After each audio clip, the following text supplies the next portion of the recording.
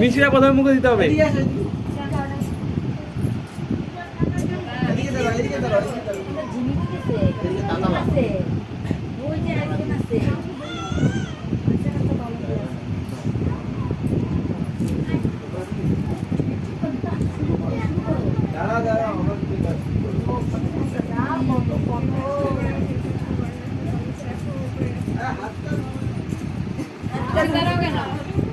আপনারাও না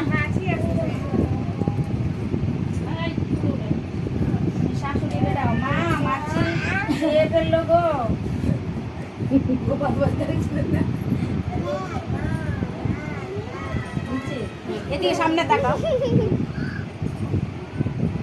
স্লোলি করে উঠা